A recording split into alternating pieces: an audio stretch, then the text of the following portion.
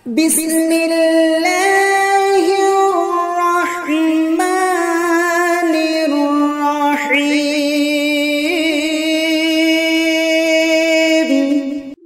আলাইকুম ওয়া রাহমাতুল্লাহি ওয়া বারাকাতুহু।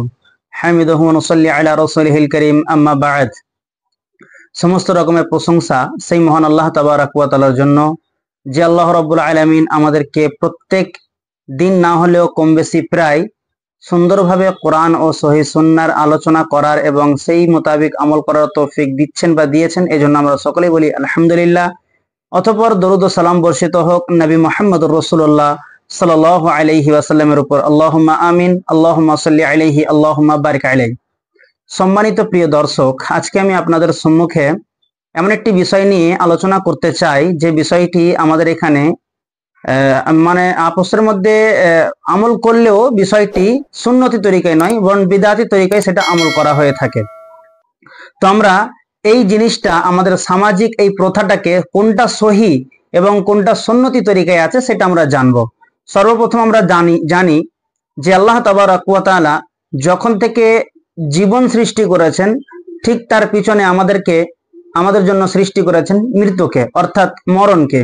আল্লাহ রাব্বুল আলামিন সূরা বাকারা, আপনি যদি সূরা মুলকের 2 নম্বর আয়াতটি পড়েন তাহলে বুঝতে পারবেন। সেখানে তিনি বলছেন যে আল্লাযী খালাকাল মাউতা ওয়াল হায়াতা লিয়াবলুয়াকুম আইয়ুকুম আহসানু আমালা, যে আমি, অর্থাৎ যিনি সৃষ্টি করেছেন মৌত এবং হায়াতকে। এই আয়াতের মধ্যে প্রথমে মৌতের কথা বলা হচ্ছে, তারপরে হায়াতের কথা অর্থাৎ জিন্দেগির কথা বলা হচ্ছে। তার মানে বোঝা যায় যে একজন মানুষ, একজন বাচ্চা বা বাচ্চি যখনই জন্মগ্রহণ করে তখন সে মৃত্যুর পরোয়ানা সঙ্গে নিয়ে আসে, অর্থাৎ সে একদিন না একদিন মৃত্যুবরণ করবেনি। শুধু মানুষ বলে নয়, যে কোনো জিনিসের যার ভিতরেতে প্রাণ রয়েছে, জান রয়েছে, যে একদিন জন্ম হয়েছে, একদিন উদিত হয়েছে, সে একদিন তার বিনাশ হবে, সে মরবে, সে মিটে যাবে। তো আমরা দেখি যখন আমাদের অনেক সময় অনেক লোকের যখন বয়স হয়ে যায়, তারা যখন বৃদ্ধ অথবা বৃদ্ধা হয়ে যায়, বিছানায় পড়ে যায়, তখন তাদেরকে কেন্দ্র করে আমাদের সমাজে এক শ্রেণীর মানুষ বিদআতের উপরে আমল করে থাকেন। বিদআতটা কি? অনেক সময় আমরা বুঝতে পারি যে এই মানুষটা হয়তো আর একদিন অথবা দুদিন বাঁচবেন, কিংবা হয়তো 1 ঘন্টা 2 ঘন্টা, খুব বেশি 5 ঘন্টা বাঁচবেন। এটা আমরা অনুমান করতে পারি, হাকিকাত জানি না যে লোকটা 5 ঘন্টা পরেই মরবে, কিন্তু এটা আমরা অনুমান করে থাকি। যার কারণে আমরা ওই মৃত্যু ব্যক্তিকে কেন্দ্র করে, মরণাপন্ন ব্যক্তিকে কেন্দ্র করে তার মাথার আশপাশে বা তার চতুর্দিকে বসে আমরা কোরআন তেলাওয়াত করে থাকি। সূরা বাকারা, সূরা মুলক, সূরা আপনার কিনা ইয়াসিন, সূরা রহমান ইত্যাদি সূরাগুলোকে আমরা পড়ে থাকি। মনে করি যে হয়তো এইভাবে পড়তে গেলে পরে তার কাছে কোরআনের বাণী তার কানেতে পৌঁছাবে এবং সে কিছু শান্তি ফিল করবে, অর্থাৎ অনুভব করবে, এবং তার মরণটা আসানের সঙ্গে জানটা কবচ হবে। কিন্তু এই ধারণা বা এই সামাজিক প্রথাটা বা এই আমলটা সম্পূর্ণ সুন্নতের পরিপন্থী, অর্থাৎ সুন্নতের বিরোধী কাজ, সুন্নত বিরোধী কাজ। যার কারণে এটার উপরে কেউ যদি আমল করে তাহলে সেটা বিদআতে পরিণত হবে। তাহলে আমরা কি করব? এটাই হচ্ছে আমার বলার উদ্দেশ্য আজকে। যে আজকে আমাদের বলার উদ্দেশ্য হচ্ছে এই যে মরণাপন্ন ব্যক্তির মাথার কাছে বসে আমরা কি পড়ব, সেটাকে হাদিসের ভাষায়, রাসূলুল্লাহ সাল্লাল্লাহু আলাইহি সাল্লামের ভাষায় বলা হয়েছে যে সেটাকে বলা হয় তালকিন। তালকিন অর্থাৎ এই যে মৃত্যু ব্যক্তি অর্থাৎ মরণাপন্ন ব্যক্তির সম্মুখে বা পাশে বসে শুধুমাত্র মৃদু সুরে লা ইলাহা ইল্লাল্লাহ অর্থাৎ কালেমা তাইয়্যিবা পাঠ করতে হবে। এটাও বলা যাবে না সেই মৃত্যু ব্যক্তিকে যে আপনি এই কালেমাটি পড়ুন, বরং আপনি আপনার বাবা হোক, মা হোক, ভাই হোক, বোন হোক, যে কেউই হোক না কেন, আপনি পাশেতে বসবেন। বসার পরেতে আপনি শুধুমাত্র মৃদু সুরেতে লা ইলাহা ইল্লাল্লাহ, লা ইলাহা ইল্লাল্লাহ, লা ইলাহা ইল্লাল্লাহ এতটুকুই বলবেন, নাকি লা ইলাহা ইল্লাল্লাহ মুহাম্মাদুর রাসূলুল্লাহ এটা বলার প্রয়োজন নেই। হাদিসে যতটুকু এসছে ততটুকুই আপনাকে বলতে হবে যে লা ইলাহা ইল্লাল্লাহ। যদি আপনি এরকম ভাবে বারবার তার কানের কাছে বলতে থাকেন বা তার মাথার কাছে বলতে থাকেন, সেই ব্যক্তি যদি সৎ হয়, নেককার হয়, আল্লাহ যদি চান যে এই লোকটাকে আমি জান্নাতে দেব, তাহলে আপনার এই লা ইলাহা শ্রবণ করা মাত্রই বা শুনে সে হয়তো কোনো এক সময়ই বলে ফেলবে, মরার পূর্বে বা মৃত্যুবরণ করার পূর্বে লা ইলাহা ইল্লাল্লাহ। আর যখনই সে বলবে তখনই তার ফয়সালা আল্লাহ তাবারাক ওয়া তাআলা জান্নাতে করে দেবেন। তাহলে দেখুন এই হাদিসটা এখানে আল্লাহ রাসূল সাল্লাল্লাহু আলাইহি সাল্লাম বলেছেন, হাদিসটি আপনি পাবেন সুনানে আবু দাউদের 3116 নম্বর হাদিস হিসাবে নাম্বারিং করা হয়েছে, যেখানে মুআজ বিন জাবাল রাদিয়াল্লাহু তাআলা আনহু হাদিসের বর্ণনাকারী, তিনি বলেন যে রাসূলুল্লাহ সাল্লাল্লাহু আলাইহি ওয়াসাল্লাম বলেছেন, মান কানা আখিরু কালামিহি লা ইলাহা ইল্লাল্লাহ দাখালাল জান্নাতা। যে ব্যক্তির আখরি কালমা অর্থাৎ শেষ বাক্যটি হবে লা ইলাহা ইল্লাল্লাহ, সেই ব্যক্তি জান্নাতে প্রবেশ করবে। তাহলে দেখুন, লা ইলাহা ইল্লাল্লাহ বলা মাত্রই সেই লোকটি যদি অর্থাৎ মরণাপন্ন ব্যক্তি যদি একবার আপনার কথা শুনে লা ইলাহা ইল্লাল্লাহ বলে ফেলে, তাহলে তার ঠিকানা কিন্তু আল্লাহ তাবারাক ওয়া তাআলা জান্নাতে করে দেবেন। লা ইলাহা ইল্লাল্লাহ এবং লা ইলাহা ইল্লাল্লাহ মুহাম্মদুর রাসূলুল্লাহ, এর তাৎপর্যটা আমরা একটু বুঝি। দেখুন, কয়েক রকমের কালেমা আমরা হাদিসের মধ্যে পেয়েছি। তার মধ্যে একটা হচ্ছে কালেমায়ে তাওহীদ, আর একটি হচ্ছে কালেমায়ে শাহাদাত। কালেমায়ে তাওহীদ সেইটাকেই বলা হয় যেখানে শুধুমাত্র আল্লাহ তাবারাক ওয়া তাআলার একত্ববাদের সাক্ষী পাওয়া যায়। আর কালেমায়ে শাহাদাত যেখানে দুই জনের সাক্ষী পাওয়া যায়, অর্থাৎ আল্লাহ এবং তার রাসূল। কালেমায়ে তাওহীদ একই রকম, একটাই। আর কালেমায়ে শাহাদাতের রূপ রয়েছে তিনটি, এটা আমরা জানি। এবার একটু কালেমায়ে তাওহীদ সেটাকেই বলা হয় যেখানে আল্লাহ তাবারাক ওয়া তাআলার একত্ববাদের একটা গুণকে প্রকাশ করা হয়। যেমন লা ইলাহা ইল্লাল্লাহ, এখানে বলা হচ্ছে যে আল্লাহ ছাড়া সত্য কোনো মাবুদ নেই, সত্য কোনো ইলাহ নেই।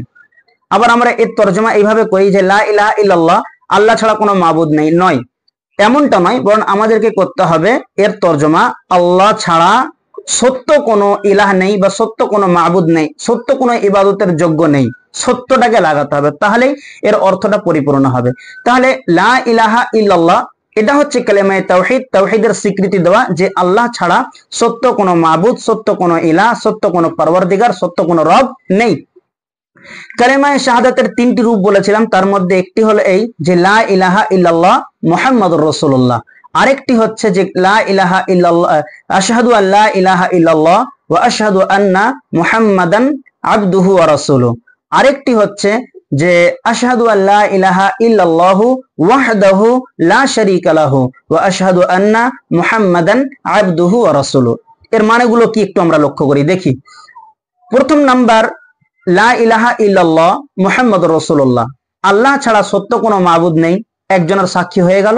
আর একটা হলো কি, ওয়া আন্না মুহাম্মাদুর রাসূলুল্লাহ, মুহাম্মদ সাল্লাল্লাহু আলাইহি ওয়াসাল্লাম আল্লাহ তাবারাক ওয়া তাআলার রাসূল, হয়ে গেল একটা তরজমা বা অর্থ। আরেকটা আমরা বলছি যে কালেমায়ে শাহাদাতের দ্বিতীয় রূপ আশহাদু আল্লা ইলাহা ইল্লাল্লাহু ওয়া আশহাদু আন্না মুহাম্মাদান আবদুহু ওয়া রাসূলুহু, আমি সাক্ষ্য দিচ্ছি যে আল্লাহ ছাড়া সত্য কোনো ইলাহ নেই, সত্য কোনো মাবুদ নেই, এবং আমি আরো সাক্ষ্য দিচ্ছি যে মুহাম্মদ সাল্লাল্লাহু আলাইহি ওয়াসাল্লাম আল্লাহর আবদ অর্থাৎ বান্দা এবং তার রাসূল।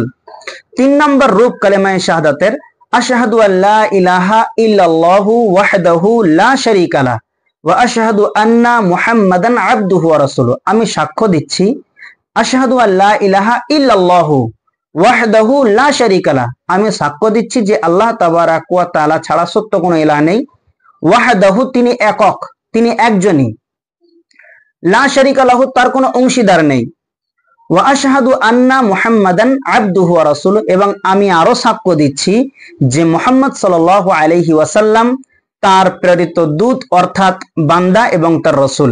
তাহলে বোঝা গেল যে কালেমায়ে তাওহীদ হলো একটা, লা ইলাহা ইল্লাল্লাহ, বাস। আর কালেমায়ে শাহাদাত তিন রকম ভাবে পড়া যেতে পারে, লা ইলাহা ইল্লাল্লাহ মুহাম্মাদুর রাসূলুল্লাহ, আশহাদু আল্লা ইলাহা ইল্লাল্লাহু ওয়া আশহাদু আন্না মুহাম্মাদান আবদুহু ওয়া রাসূলুহু, এবং আশহাদু আল্লা ইলাহা ইল্লাল্লাহু ওয়া আশহাদু ওয়াহদাহু লা শারীকা লাহু ওয়া আশহাদু আন্না মুহাম্মাদান আবদুহু ওয়া রাসূলুহু।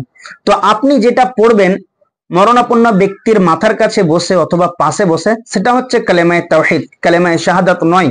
আর আপনি যদি কালেমায়ে তাওহীদ বারবার করে তার কানের কাছে পড়েন, তাহলে সে হয়তো আপনার এই পড়াশোনা এক পর্যায়ে লা ইলাহা ইল্লাল্লাহ বলবে। আর আল্লাহ তাবারাক ওয়া তাআলা রাসূলের ফয়সালা বা হাদিস রয়েছে, মান কানা আখিরু কালামিহি লা ইলাহা ইল্লাল্লাহ, যে ব্যক্তির আখরি কালেমা হবে অর্থাৎ শেষ কলমা, শেষ বাক্যটা হবে লা ইলাহা ইল্লাল্লাহ দাখালাল জান্নাত, সেই ব্যক্তি জান্নাতে প্রবেশ করবে। এজন্য আমাদের এই সামাজিক যে প্রথা চালু রয়েছে অর্থাৎ বিদআতি প্রথা, যখন কোনো মরণাপন্ন ব্যক্তির কাছে আমরা বসবো বা দেখতে যাব, যদি কোনো ব্যক্তি পড়াশোনা করে মাথার কাছে, তাদেরকে বলতে হবে যে হাদিসে এমনটা নয়, বরং এইভাবে এসেছে যেটা আপনি ইতিপূর্বে শুনলেন। এরকম ভাবে তাকে বোঝাবেন। যদি আত্মীয়টা আপনার নিজের কেউ খুব কাছের হয়, তাহলে আপনি নিজে মাথার কাছে বসে শুধুমাত্র গুনগুন গুনগুন সুরে আপনি পড়তে থাকবেন, লা ইলাহা ইল্লাল্লাহ, লা ইলাহা ইল্লাল্লাহ। ওই মরণাপন্ন ব্যক্তিকে আপনি এই কথা বলতেও পারবেন না যে আপনি এই কথাটা এই দোয়াটি পড়ুন, কেননা হয়তো আপনি বারবার করে যখন বলবেন ওনাকে, উনি বিরক্ত হয়ে গিয়ে বলতে পারেন যে না না আমি পড়বো না, তুমি সরো এখান থেকে, এমন কোনো আনাপ শানাপ কিছু বলে দিতে পারে, যার কারণে তার আঞ্জামটা খারাপ হয়ে যেতে পারে। এজন্য শুধুমাত্র আপনি পড়বেন লা ইলাহা ইল্লাল্লাহ। আপনার এটা শুনে, এই কথা শুনে বা আওয়াজ শুনে সে যদি একবার বলে দেয় লা ইলাহা ইল্লাল্লাহ, তাহলে আল্লাহ তাবারাক ওয়া তাআলা তার ঠিকানা জান্নাতে করে দেবেন ইনশাআল্লাহ তাবারাক ওয়া তাআলা। আল্লাহ সুবহানাহু ওয়া তাআলার কাছে দোয়া করি যে আল্লাহ তাবারাক ওয়া তাআলা বিদআতকে বর্জন করে সুন্নতের উপরে যেন আমরা পাবন্দির সঙ্গে আমল করতে পারি, সে তৌফিক তুমি আমাদেরকে দান করো, আমিন। আসসালামু আলাইকুম ওয়া রাহমাতুল্লাহি ওয়া বারাকাতুহু।